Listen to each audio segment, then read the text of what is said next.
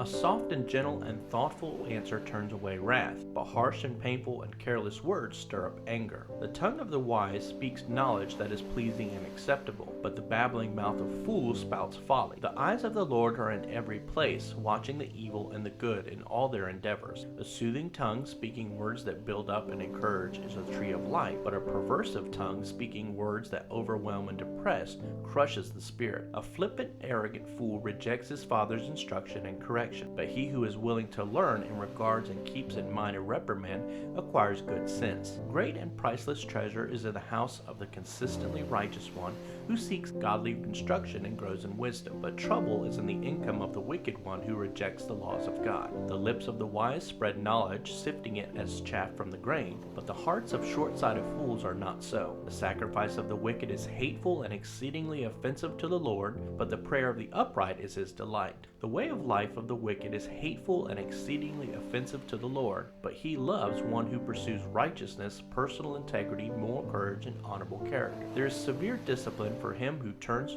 from the way of righteousness, and he who hates correction will die. Sheol, the netherworld, and place of the dead, and Abaddon, the abyss, the place of eternal punishment, lie open before the Lord. How much more the hearts and inner motives of the children of men? A scoffer, unlike a wise man, resents one who rebukes him and tries to teach him, nor will he go to the wise for counsel and instruction. A heart full of joy and goodness makes a cheerful face, but when a heart is full of sadness, the spirit is crushed. The mind of the intelligent and discerning seeks knowledge and eagerly inquires after it, but the mouth of the stubborn fool feeds on foolishness.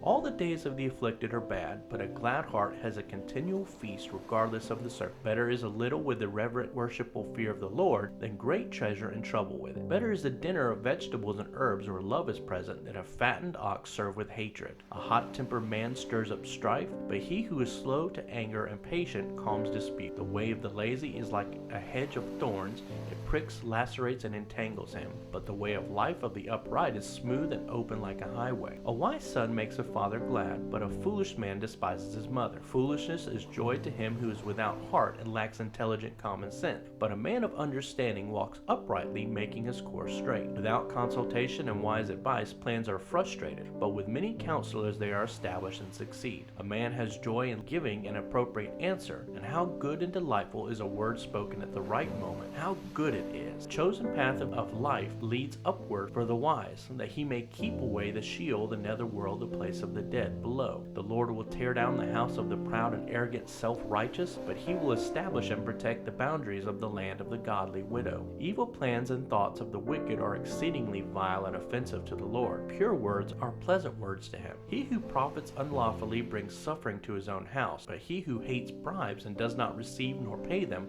will live. The heart of the righteous thinks carefully about how to answer in a wise and appropriate and timely way, but the babbling mouth of the wicked pours out malevolent things. The Lord is far from the wicked and distances himself from them, but he who hears the prayers of the consistently righteous, that is, those with spiritual integrity and moral courage, the light of the eyes rejoices the hearts of others, and good news puts fat on the bones. The ear that listens to and learns from the life-giving rebuke, reprimand, censure will remain among the wise. He who neglects and ignores instruction and discipline despises himself, but he who learns from rebuke acquires understanding and grows in wisdom. The reverent fear of the Lord, that is, worshiping him and regarding him as truly awesome, is the instruction for wisdom, its starting point and its essence, and before honor comes humility.